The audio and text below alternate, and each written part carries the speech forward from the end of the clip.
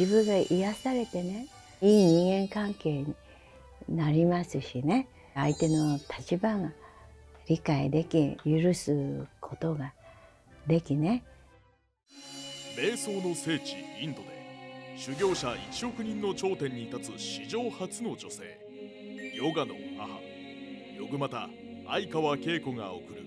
人生の羅針盤。今回のテーマは、こんにちは、ヨグマタ相川恵子です。今日は慈愛についてお話をさせていただきます。慈愛ってね、慈しみの愛ということで、仏様がね、そういうね、慈愛を持って皆さんに接する、そういった修行をしていくと、さらに悟りを得ることができると。菩薩行というのがありまして、全てね、こう与えていく、無償の愛を与えていくってね、みんな愛っていうのをこう見返りを期待していることが多いんですね。自分のエゴからもっと愛してほしい、親切にしてほしいってね、自分から捧げるのではなくね、こう愛を語る時ね、旦那さんが愛してくれないとかね、誰かがこう親切にしてくれないとかね、理解してくれないとかね、そういうことですごく傷ついたりね、誰かに傷つけられたっていうことで悩んでいる方多いわけですけれども、だから外側からね、その寂しい心を埋め合わせたいって、みんなすごく寂しいんじゃないかと思うんですね。これが欲しい、あれが欲しいってこうね、物でこう満たしていったりね、友達がいる、恋人がいるとかね、常に両親からこう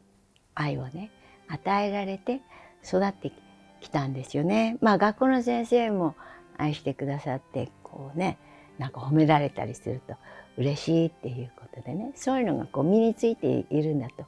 思うんですね。だからその慈愛になるっていうのはこう自分がこうね見してそして与えていく。で相手が寂しかったりね悲しかったりっていうのをこう満たしてあげるってね、それで満たしても見返りをねこう期待しない。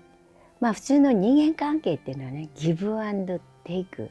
ね、与えたらこう返してもらうみたいな、それでこう調和を図るんですけれども、慈愛のレベルになるとね、すごく自分が満ちて完成度が高くないとこうね与えて見返りをね期待しないわけですから、与えたら褒めてほしいとかね、感謝されたいとか、もっともっとっていうような気持ちも湧いてきちゃう。でも、そういうね自分のこう井戸をね、深いところをこう掘り起こしてね、愛の井戸っていうのがあるわけですよ。慈愛の井戸っていうのがね、そこからこう慈愛を汲み出していくとね、それは無限の愛なので、もうほとばしり出るほどの愛がねこう出てくる。だからそうするとそれをやっていくともう自分が満たされていく。だから心の愛っていうの、心の愛はね常にギブアンドテイクでね、見返りを期待したい。心っていうのが満足ね、常に不足を感じて無限のところにつながっていないので、こうねそれが減っちゃうっていうかね、だからそういうのをこう慰めてもらいたいとか、からそのみんながねこう魂からの愛になっていく、ぜひこう修行をしていかないとね、そういう慈愛をねこう与え続けていくことがねできないのかなって思うんですね。だから兄弟の愛とか両親の愛とかね、先日もねやはりすごく優秀なお子様なんだけれども、お姉ちゃんがねどうしても寂しそうな顔をしていて、で妹さんはねこうくったくなってね、お母さんに甘えてるんだけれども、お母さんもね後でこう生まれた子をねやっぱしまだ小さいから手がかかるからこう一生懸命お世話していて、お姉ちゃんにはねどうしてもこうお姉ちゃんらしくっていうことでねちょっとしっかりしなさいみたいなね、そういうまだお姉ちゃんも子供なんだけれども、妹が生まれるからしっかりしなさいとかね、本当両方平等にやってあげればいいんですけれども、やっぱり小さい子の方がこう重点的になってしまうと、上のお姉ちゃんの方がね、ちょっと寂しい気持ちからね素直になれなかったりね、そんなんでまたお母さんがこう自分を見つめてね、合宿など来てこの宇宙の愛をねこういただいて、マスターを通してねそういう回路をね開いていただいて、でこう満たされることでね、お姉ちゃんが厳しかったかなみたいな反省してね、でお姉ちゃんも修行をしてね、神聖なパワーをいただいてね、そしてこう不足のところのこうねパカッとこうね穴が開いたところがこう埋められてね、ほいで満ちてね、で今は学校でねすごくリーダーシップを発揮してね、先生からこの子は本当にみんなの見本でね素晴らしい人格でって褒められて、だからヨガマタのところでね、そういうふうに瞑想が起きる、そういう秘宝をいただいてね、そうやってこう内が深いとこからね、そういう神聖なエネルギーが満ちるようにね、そういうこうエネルギーを充電していただいてね、で学校の成績も良くなって、でお母さんもね、すごく自分の修行をしてね、そして反省をしてね、だから子供ってね、それはちょっとしたことでも天秤にかけているっていうかね、心っていうのは比較をするんですよ。だから心をみんな持ってるのでね、そこらへん平等にっていうことを心がけていかないとね、慈愛ってそういう中でこう両方平等に愛していくとかね、そういうことをこうみんな心のレベルになるとね、こうフォーカスしてこう一つのことに夢中になるというのはこう全体が見えないんですよね。心がねこう取りつかれてるようになってるのでね、だからこうそれ瞑想っていうのはね、話してそして全体を見る、でその自分のいろいろなしがらみからね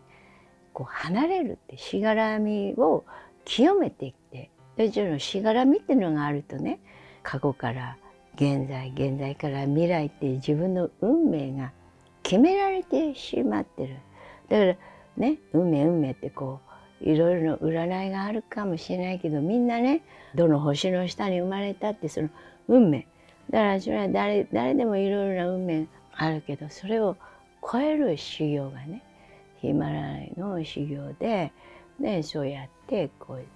宇宙的な愛の人になっていくとね、どのエネルギーが強いとか、自分でこう自分を責めるエネルギーが強いとか、人を責めるエネルギーが強いとか、あるいは傲慢のエネルギーが強いとか、どんな人もね万能の力でね、この人はこうした方がいい、この人はああした方がいいとかね、聞いても心レベルでやっても変わらない。ね、その時だけ一時的にそうなんだって分かるかもしれないけれど、やはり根本療法やらないと性格が変わらないんですね。だからそういう教えをいただいて修行を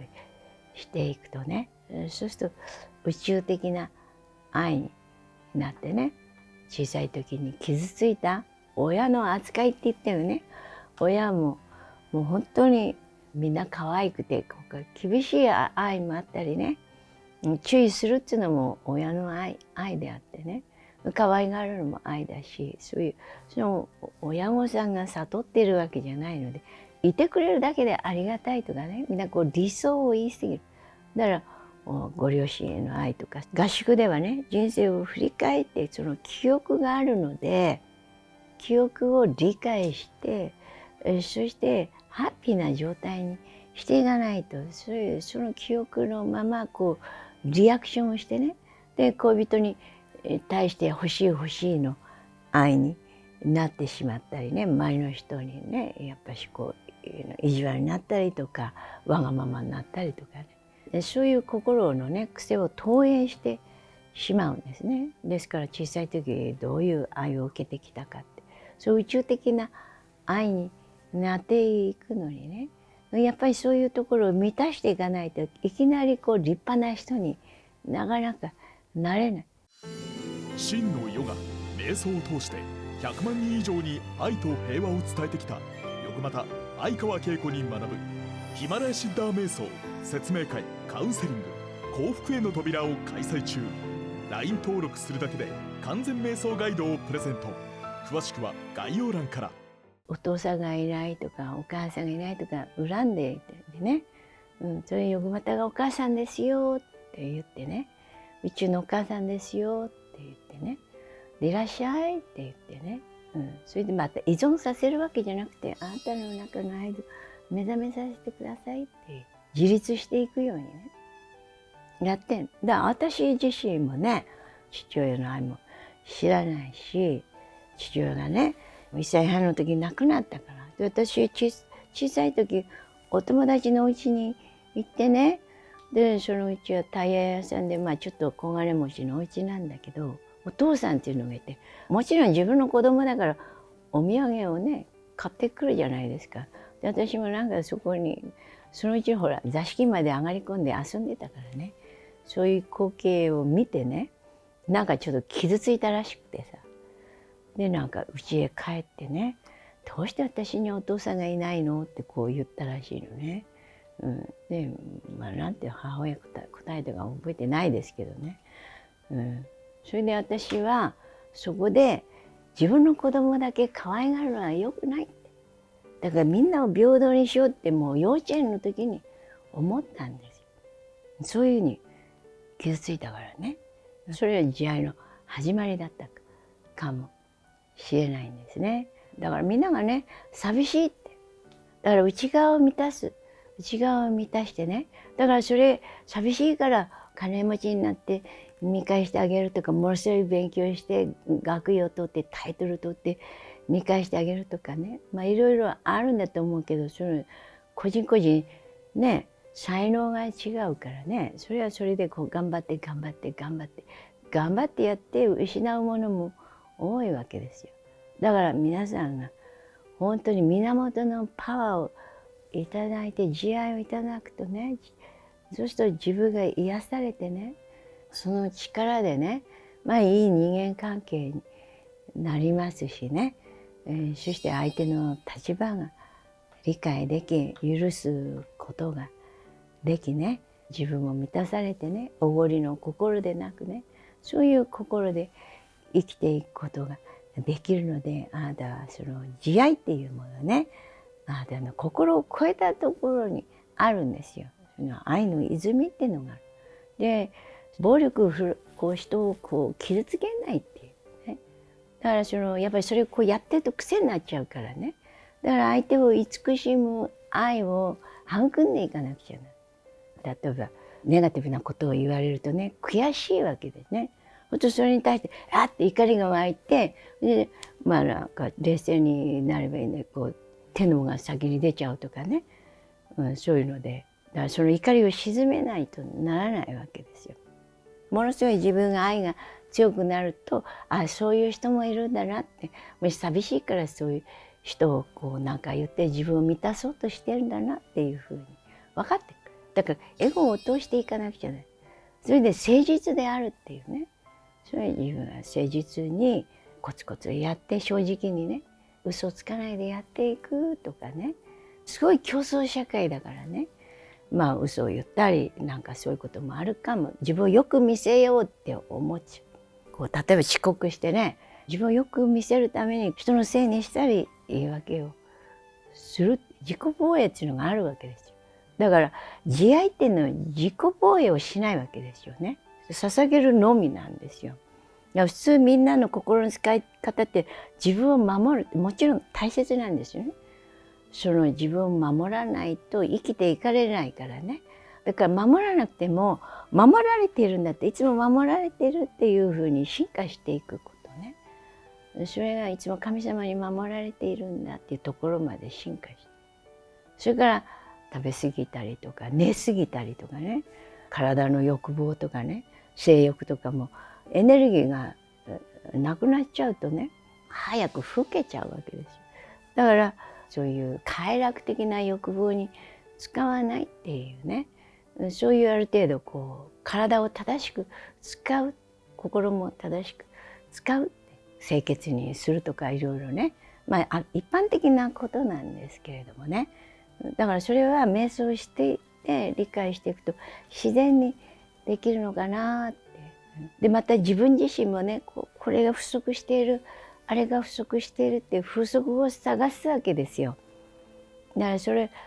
生かされてるな、生きてる、目が見えてるじゃないか、耳が聞こえてるじゃないか、話ができる、歩けるとかね、そういういろいろできることをね感謝するっていうね、